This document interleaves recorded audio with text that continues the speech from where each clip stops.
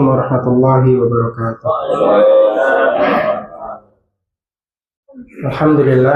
Alhamdulillahilladzi nahmaduhu wa nasta'inuhu wa nastaghfiruhu wa nastahdihi wa nu'minu bihi wa natawakkalu 'alaihi wa na'udzu billahi min shururi anfusina wa sayyiati a'malina may yahdihillahu fahuwal muhtadi wa may yudlil falan tajida lahu waliyyan mursyida. Asyhadu an la ilaha illallah wa asyhadu anna Muhammadan abduhu wa rasuluhu la nabiyya wa la rasula ba'dah.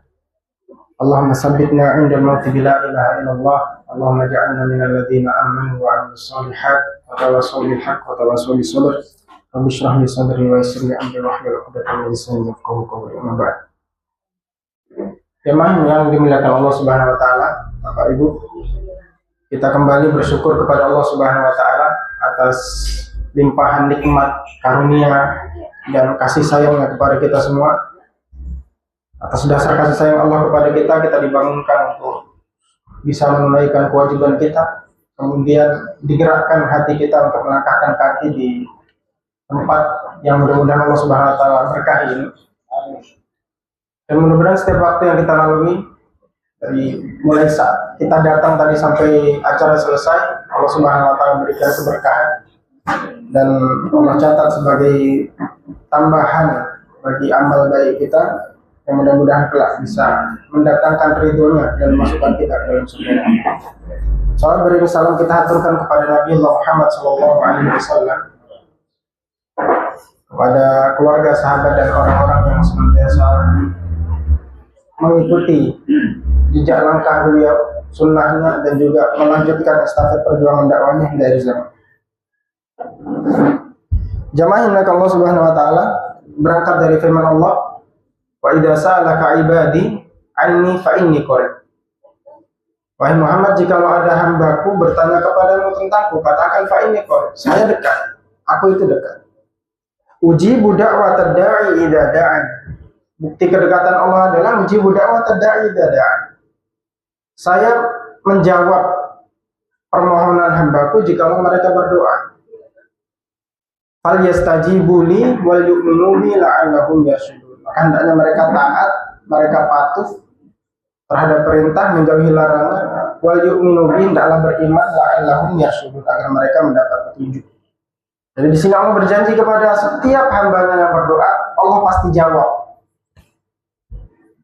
Cuman kadang kita tidak menyadari jawabannya itu tidak selalu iya. Kadang jawabannya tidak. Jika Allah anggap itu tidak baik untuk kita dan agama kita, dan tidak baik menurut Allah Subhanahu wa taala, Allah akan menjawab tidak seperti apa yang kamu inginkan, tapi akan berjalan seperti apa yang saya inginkan. Tapi bukan berarti doa kita itu akan sia-sia. Tidak. Tapi Allah akan ganti dengan yang lebih baik, ataukah doa itu akan Allah tabung nanti di akhirat untuk kemudian dikabulkan. Maka disinilah kenapa saya mengambil doa Nabi Ayub. Karena di dalamnya itu ada kepasrahan penuh kepada Allah Subhanahu wa taala. Tapi Ustaz, bukankah setiap doa itu bentuk kepasrahan? Iya, doa itu bentuk kepasrahan. Tapi kadang ada yang bentuknya doa itu terkesan memaksa Allah Subhanahu wa taala. Biasanya anak muda itu kalau sudah terlanjur jatuh cinta sama seseorang, doanya itu, Pak, ya Allah sama dia, kalau tidak sama dia saya tidak mau. Sebenarnya baik.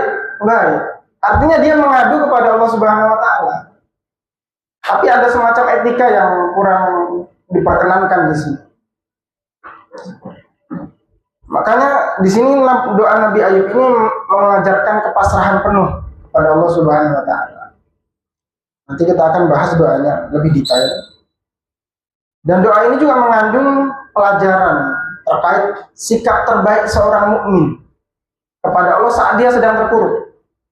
Jadi doa ini mengajarkan bahkan saat kita sedang terpuruk, bagaimana kita tetap berbaik sangka kepada Allah Subhanahu wa taala. Dan sebagaimana kita ketahui keadaan Nabi Ayub ya. Di sini tuh saya rasa banyak yang sudah tahu. Nabi Ayub itu nabi yang kondisinya cukup berbeda dari nabi yang lain. Apalagi di surah doa ini Allah Subhanahu wa taala cantumkan di surat Al-Anbiya ayat ke-83 setelah kisahnya Nabi Sulaiman. Ya. Jadi surat Al-Anbiya itu ada sekian kisah nabi. Pertama urutannya Nabi Musa, kemudian Nabi Ibrahim disebutkan, setelah itu Nabi Lut, baru Nabi Nuh, baru Daud dan Sulaiman, kemudian Ayub. Ini sebelumnya adalah Nabi Sulaiman dan Nabi Ayub. Ini dua keadaan yang sangat kontras, dua nabi. Kita tahu sama-sama Nabi Sulaiman itu bukan cuma nabi, dia raja. Istananya megah, rumahnya walahu alfu baitin min qawarir. Ada rumah, dalam tafsir Al-Qurtubi disebutkan rumahnya itu 1000 terbuat dari kaca. Walahu alfu baitin min qawarir. Pasukannya tergolong dari bangsa manusia, jin, dan juga hewan. Berkuasa sekali. Di bawahnya yang diceritakan setelahnya Nabi Ayub. Kita tahu Pak ya, sebagian waktu umur Nabi Ayub itu dihabiskan dengan berbaring. Di saat Nabi lain berdakwah, mereka bisa berkontribusi untuk agama. Nabi Ayub itu 18 tahun dalam satu riwayat disebutkan. Beliau terbaring sakit. 18 tahun. Kita tahu Pak ya, psikologinya orang sakit parah itu. Apalagi beliau ini memang sebelum sakit, beliau ini cukup makmur hidupnya. Banyak hartanya, anaknya, keluarganya, banyak orang dekat sama dia. Begitu beliau terpuruk, diambil satu persatu. Hartanya diambil, kemudian beliau jatuh sakit, keluarganya pergi satu-satu meninggalkan. Tidak sabar untuk menghadapi beliau yang sakit. Tapi kalau urusan detail sakitnya, para ulama berbeda pendapat. Ada yang mengatakan kusta, lepra. Kalau kusta itu kan penyakit yang disebabkan oleh bakteri yang menyerang kulit, bahkan sampai menyerang saraf hingga seseorang lumpuh. Itu lepra. Makanya para ulama mengatakan sakit Nabi Ayub ini adalah sakit yang membuat seluruh tubuh beliau lumpuh, kecuali dua saja, hati dan lisannya yang masih berfungsi. Tinggal hati dan lisan. Keluarganya pergi satu-satu, yang tersisa tinggal satu istri yang menjaga beliau 24 jam, dan dua saudara yang pagi hari dan sore hari datang membawa makanan. Jadi dua saudara kasih makan, satu istri menjaga 24 jam. Tinggal itu yang beliau punya. Tinggal itu yang beliau punya. Jadi psikologinya orang sakit itu Pak. Dia merasa hidupnya sudah tidak berguna. Bayangkan kita sebagai suami misalkan dalam rumah tangga jatuh sakit, dirawat sama istri, semua yang kerja istri, kita dikasih makan, dikasih baring, dikasih duduk. Seharusnya dalam hubungan dalam rumah tangga itu kan berjalan dua arah, saling menjaga, saling merawat, saling melayani. Ini tinggal satu arah Pak, istrinya saja yang melayani. Bagaimana kira-kira perasaan seseorang, apalagi Nabi? Nabi itu kalau dia tidak berdakwah, dia stres Pak, depresi. Sebagaimana Nabi Shallallahu Alaihi Wasallam itu ketika menerima wahyu pertama, Iqra bismi rabbikal ladzi khalaq, yang menandakan beliau itu Nabi. Tapi setelah itu ada masa vakum turun wahyu. Jadi dari wahyu pertama sampai wahyu berikutnya itu ada masa vakum, ada yang mengatakan 6 bulan, ada yang mengatakan sampai 3 tahun. Nabi resah. Oke, kalau saya Nabi, terus saya harus lakukan apa sekarang? Tidak ada lagi wahyu turun. Bahkan ada yang meriwayatkan beliau sampai berapa kali naik gunung, turun gunung, karena saking resahnya itu. Tapi saya membantah riwayat yang mengatakan beliau mau bunuh diri ya. Saya tidak setuju dengan itu. Jadi setiap beliau sampai ke atas gunung, ada riwayat disebutkan itu. Turun malaikat Jibril, tapi tidak dengan wahyu. Hanya memastikan, wahai Muhammad, kamu itu betul-betul Nabi. Tambah stres. Kalau saya Nabi, saya harus apa sekarang? Langkah apa yang harus saya ambil sekarang? Kondisi Nabi Ayub sudah sampai seperti itu, Pak. Jadi hubungan dalam rumah tangga berjalan satu arah, dia tidak bisa melakukan apa-apa. Merasa, kalau kita itu pasti merasa hidupnya sudah tidak berguna lagi. Pesimis, pasti. Jadi sakit parah itu melahirkan pesimisme sebenarnya. Kalau orang sakit parah, masih banyak orang di sekelilingnya support, kasih bantuan sabar, kipa, dan sebagainya. Beliau kondisinya bukan cuma sakit, Pak, ditinggalkan. Semua orang yang dulu dekat dengan dia, saat dia sedang jaya-jayanya, satu persatu pergi meninggalkan. Kan orang seringnya gitu Pak, kalau kita sudah lagi jaya-jayanya, banyak yang dekat. Pas kita terpuruk, mereka lari. Banyak yang begitu ya. Sedang jajannya datang, adakah 100? Jadi kondisinya sudah seperti itu, tidak hanya sakit parah, tapi sudah ditinggalkan, Pak, ditinggalkan.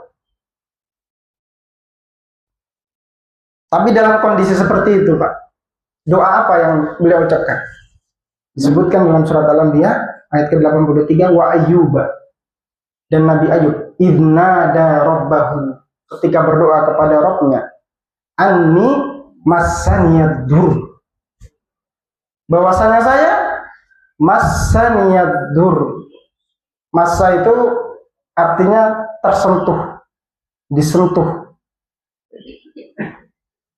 Dalam bahasa Arab itu ada beberapa level sentuhan, Pak. Lamasa itu menyentuh, memegang, menyentuh. Ada iltaqo. Iltaqo itu bersentuhan sampai berbenturan. Marjal bahraini yaltaqiyan. Dua laut saling berbenturan. Ada iltaqo, ada lamasa, ada doroba, sentuhan keras, memukul. Massa itu sentuhan paling ringan, Pak. Massa itu dalam bahasa Arab sentuhan paling ringan, sentuhan paling ringan, sedikit sekali sentuhan. Itu massa. Dalam kondisi sakit parah tadi, Pak, yang berfungsi tinggal hati dan lisannya, beliau berdoa, Rabbi anni massaniyad-dur. Ya Allah, saya disentuh sakit sedikit saja. Anni massaniyad-dur. Ya Allah, saya disentuh sakit. Saya disentuh sakit sedikit saja. Di sini ada satu kesadaran dari Nabi Ayub yang tidak banyak orang sadari, bahwasannya sesulit apapun hidup kita, jemaah sekalian, sesulit apapun hidup kita, itu tidak sebanding dengan nikmat yang Allah Subhanahu wa Ta'ala berikan kepada kita. Ini yang beliau sangat sadari. Sesulit apapun hidup kita, itu tidak sebanding dengan nikmat Allah Subhanahu wa Ta'ala yang Allah berikan kepada kita. Dan nikmat mana yang dimaksud Nabi Ayub adalah nikmat bahwasanya hatinya memang diuji sakit, tapi hatinya tetap dekat sama Allah. Itu nikmat begitu besar. Saat seorang mukmin diuji sakit, tapi lisannya mengucapkan alhamdulillah. Ini ada beberapa kisah gitu, Pak. Saya dengarkan beberapa ulasan seorang ustadz. Beliau ini Amerika Serikat. Ini bisa dicek kalau orang bapak yang penggemar tafsir. Beliau ini salah satu rujukan. Namanya Ustadz Numan Alihan. Meskipun berbahasa Inggris ya ceramahnya, tapi bisa sekarang sudah banyak subtitle ya, sudah banyak subtitle. Beliau menceritakan, beliau ini punya teman sehat walafiat. Tidak ada riwayat jantung, tidak ada riwayat apa, sehat walafiat. Suatu ketika menyiapkan makanan untuk anak-anaknya pagi hari, tiba-tiba jatuh, Pak, kena jantung. Kepalanya terbentur, saraf otaknya rusak. Itu selalu dalam kondisi setengah sadar. Selalu dalam kondisi setengah sadar. Tapi beliau kadang-kadang tersadar. Sekali tersadar yang terucap dalam lisannya apa? Alhamdulillah. Sekali tersadar yang terucap di lisannya alhamdulillah. Ini nikmat luar biasa, Pak. Yang tidak diberikan kepada banyak orang. Yang tidak diberikan kepada banyak orang. Kita mungkin sudah masyhur dengan kisah seorang sahabat bernama Abu Kilabah. Abu Kilabah ini termasuk sahabat Nabi yang matinya belakangan. Saat semua sahabat sudah wafat, beliau ini belakangan, Abu Kilabah. Ini diriwayatkan oleh seorang tabi'in, lupa namanya, Abdullah bin siapa gitu. Beliau ini adalah seorang prajurit yang tugasnya berjaga di perbatasan. Nah, ketika berjaga itu dia dulu pernah mendengar bahwasanya di seberang sana ada seorang tua renta yang tinggal di tenda. Beliau penasaran, mendatangi tempat itu, kemudian lama-lama terdengar, semakin dekat dengan tenda, lama-lama terdengar suara seseorang yang sedang memuji Allah Subhanahu wa Ta'ala.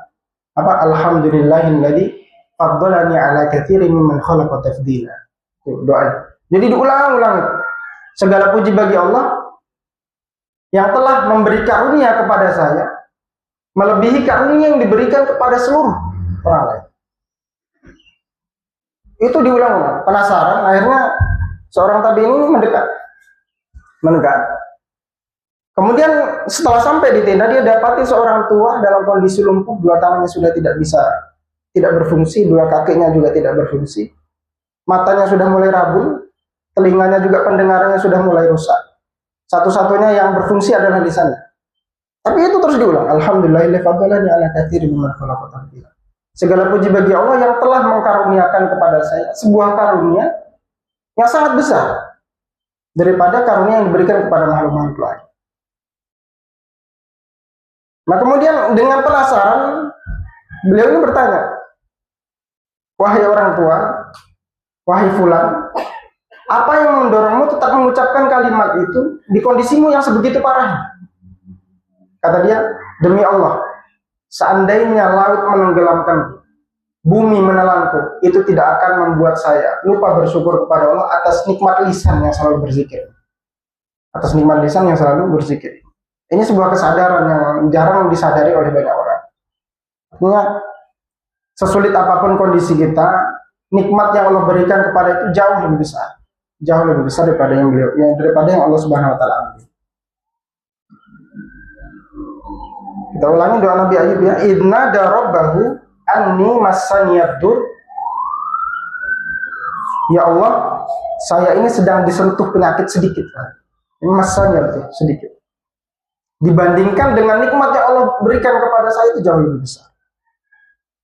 Kemudian kalimat terakhir, wa anta arhamur rahim. Jadi seolah-olah beliau mengatakan, ya Allah, saya sedang disentuh penyakit.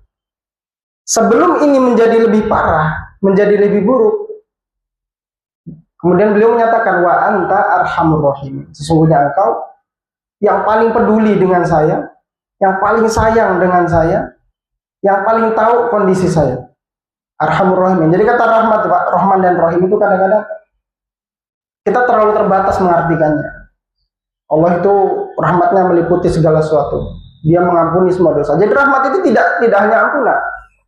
Rahmat itu ada di situ kasih sayang, ada kepedulian, ada pengawasan, ada rahmat di situ. Makanya dalam satu hadis Nabi Shallallahu Alaihi Wasallam, dalam satu hadis qudsi ya disebutkan. Jadi rahmat ini, ya, Rahman dan Rahim ini pecahan katanya dari rahim. Jadi salah satu pecahan kata dari Rahman dan Rahim itu rahim. Rahim itu adalah ya rahim ibu kita. Sebagaimana disebutkan dalam hadis qudsi, Allah tabaraka wa ta'ala ana Rahman. Saya Ar-Rahman, kata Allah. Khalaqtu rahima wa syaqaqtu laha isman min ismi. Saya menciptakan rahim dan saya berikan nama seperti namaku. Jadi rahim itu adalah rahim ibu kita, itu pecahan dari kata Rahman dan Rahim. Kenapa diambil pecahan kata dari Rahman dan Rahim? Karena ada satu kesamaan di situ, di mana seorang anak itu hidup di perut ibunya, dilindungi, dijaga penuh, makannya ibunya yang ngurus, minumnya ibunya yang ngurus, semuanya ibunya yang ngurus. Itu kata rahmat itu di situ, Rahman dan Rahim itu di situ. Jadi Allah itu mengurus segala urusan kita. Jadi ketika Nabi Ayub mengadu kepada Allah, ya Allah, sebenarnya ini bukan mengadu, menyampaikan kabar.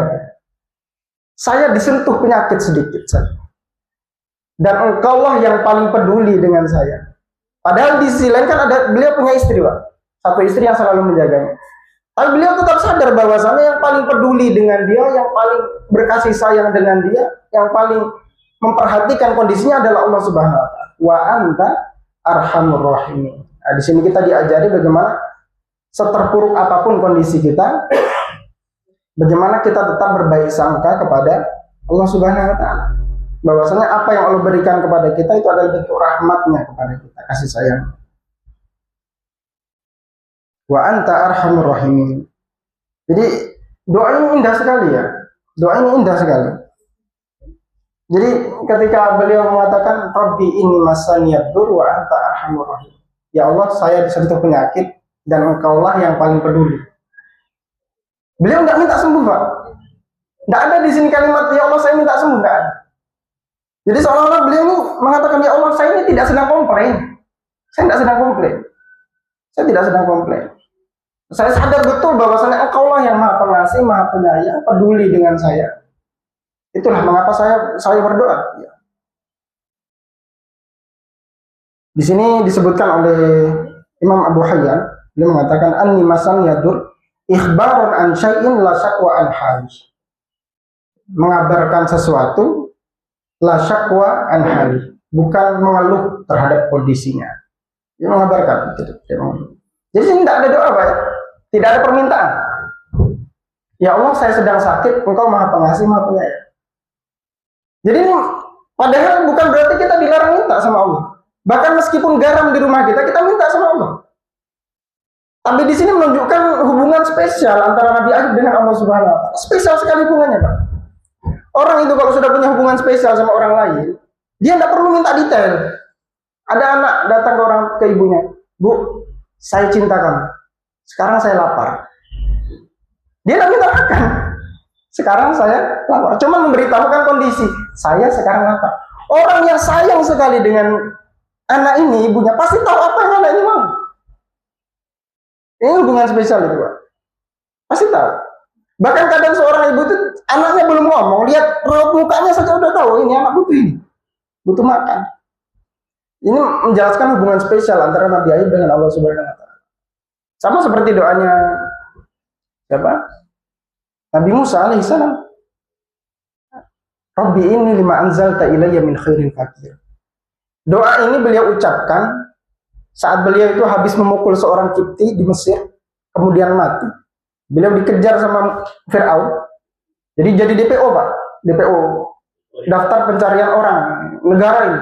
Memutuskan dia jadi DPO. Lari dia ke satu kota namanya Madian. Lari itu dalam kondisi cuma membawa pakaian. Pak.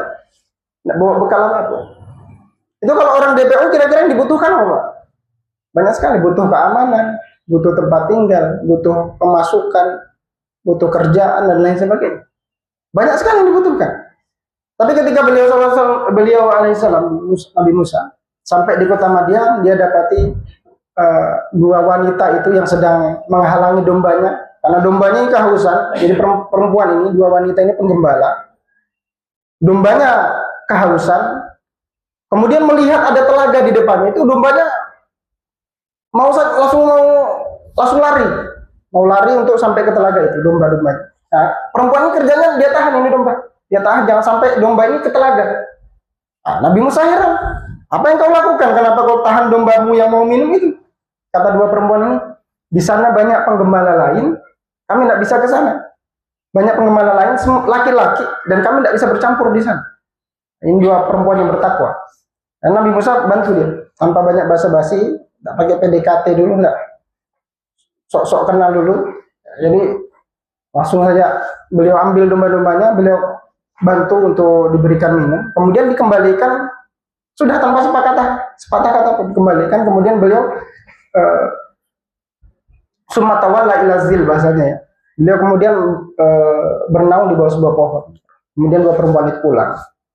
Saat bernaung di bawah pohon tadi itu beliau berdoa itu, Rabbi ini lima anzalta ilayya min. Dalam kondisi tidak punya apa-apa, cuma bawa pakaian saja. Ya Allah, ini sesungguhnya saya lima anzalta ilayya min khairin fakir. Kebaikan apapun yang kau berikan kepada saya sangat butuh. Jadi nggak minta, Pak, cuma ngasih tahu, ya Allah, kebaikan apapun yang kau berikan kepada saya sangat butuh. Cuma ngasih tahu. Jadi seolah dia memasrahkan, ya Allah, engkau lebih tahu kondisi saya, lebih tahu apa yang saya butuhkan. Setelah itu apa? Dua perempuan itu datang lagi. Kemudian dia mengatakan, ayahku mau bicara. Dipanggillah dia. Dan berkaitan Nabi Syuaib ya. Dipanggillah dia. Sampai di sana ditawari nikah dengan anaknya, ditawari pekerjaan selama 10 tahun.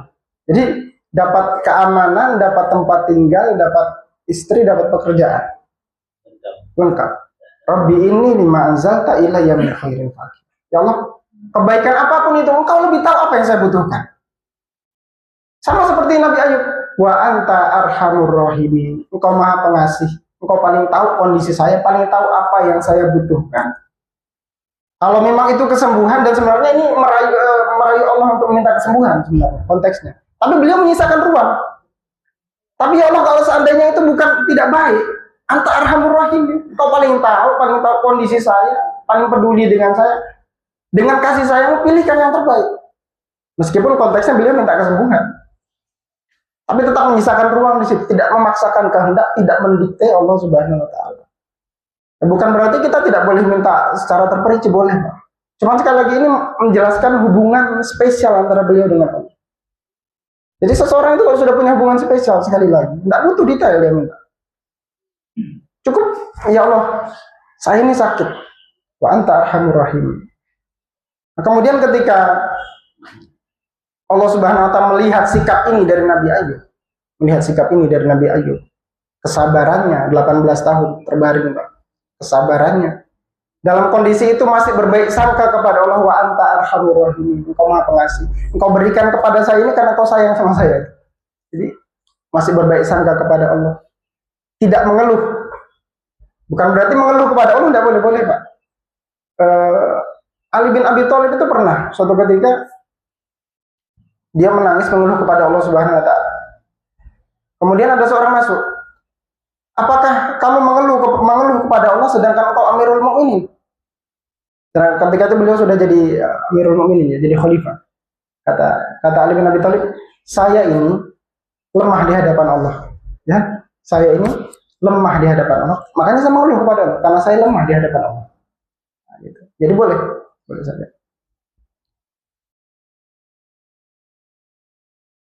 Wa anta arhamur rahimin. Jadi beliau di sini memuji Allah Subhanahu wa taala. Banyak disebutkan oleh Abu Hayyan ikhbarun an syai'in la syakwa an hali. Jadi beliau mengabarkan kondisinya, tidak sedang mengeluh terhadap kondisinya. Maka respon Allah ketika melihat akhlak Nabi Ayub tadi ini adalah fastajabna lahu. Kami jawab. Jadi kata istajabah itu, Pak, sebenarnya ketika ada permintaan, itu baru dikatakan istajab. Ada permintaan kemudian dijawab, istajabah. Tapi di sini tidak ada permintaan. Tidak ada. Robbi ini cuma ngasih tahu saja, ya Allah saya sakit, Engkau Maha Pengasih, Maha Penyayang. Tapi kata Allah fastajabna lahu. Kami paham permintaannya, maka kami kabulkan. Fastajabna lahu. Tadi seperti seorang ibu, Bu, saya lapar. Kami paham, ibunya tahu ini mau makan. Kata Allah fastajabna lahu. Kami paham permintaannya, kami kabulkan. Fakashafna ma bihi min durri wa atainahu ahlahu wa mislahu ma'ahum rahmatan min indina wa dzikra lil 'abidin. Jadi, maka kami fakashafna ma bihi min durri, kami hilangkan sakitnya, wa atainahu ahlahu wa mislahu ma'ahum. Jadi kata dur ini, Pak, ya. Kata dur ini sebenarnya kesulitan yang menimpa jasad pertama berupa sakit, kemudian kesulitan yang menimpa ekonomi, harta. Yang bisa dilihat di tafsir Al-Alusi. Jadi yang menimpa harta, jadi beliau kan diuji dengan harta juga. Hartanya diambil kemudian diuji dengan jasadnya sakit. Jadi siapapun, Pak, di antara kita mungkin terhimpit ekonomi. Ini juga doa ini bisa dibaca. Rabbi ini masaniyad dur wa anta arhamur. Terhimpit ekonomi juga bisa. Saat kita sedang sakit, Rabbi ini masaniyad dur wa anta arhamur. Jadi kata dur di sini maknanya dua. Kesulitan yang menimpa diri kita karena sakit, kemudian kesulitan yang menimpa harta kita karena terhimpit ekonomi. Fakashafna ma bihi min durri. Kami hilangkan sakitnya, kemudian hartanya ditambah banyak oleh Allah Subhanahu wa taala. Wa atainahu ahlahu wa mislahu ma'ahu. Dan kami kembalikan keluarganya dan bahkan 2 kali lipat daripada yang sebelumnya. Rahmatan min indina, sebagai rahmat dari sisi kami, bagi bentuk kasih sayang. Karena tadi kan beliau wa anta arhamur rahim, Engkau Maha Pengasih Maha Penyayang. Maka ini bentuk kasih sayang Allah kepadanya. Allah kembalikan semuanya yang dulu pernah beliau punya, bahkan 2 kali lipat. Wa dzikra lil 'abidin, dan sebagai bentuk pengingat lil 'abidin, bagi orang-orang yang menyembah Allah Subhanahu wa taala. Jadi kalau kita baca doa-doa di Al-Qur'an tuh, Pak, doanya seperti doanya Nabi Musa tadi, Rabbi inni lima anzalta ilayya min khairin faqir. Itu tidak diakhiri dengan wa dzikra lil 'abidin, sebagai pengingat bagi orang yang menyembah Allah Subhanahu wa taala. Tapi dalam doa ini disebutkan wa dzikra lil 'abidin. Artinya doa ini jangan sampai kamu lewatkan. Doa ini jangan sampai kamu lewatkan. Rabbi ini anni masaniyadur wa anta arhamur rahim. Doa ini jangan sampai kita lewatkan. Disertai dengan keyakinan bahwasanya Allah menyayangi kita, prasangka baik kepada Allah, dan disertai dengan harapan penuh kepada Allah Subhanahu wa taala dan penerimaan terhadap takdir yang Allah Subhanahu wa taala berikan kepada kita semua. Demikian jemaah yang dimuliakan Allah Subhanahu wa taala yang dapat saya sampaikan. Misalnya mungkin tanya jawab serahkan kepada Ya, mungkin ada mau tanya jawab.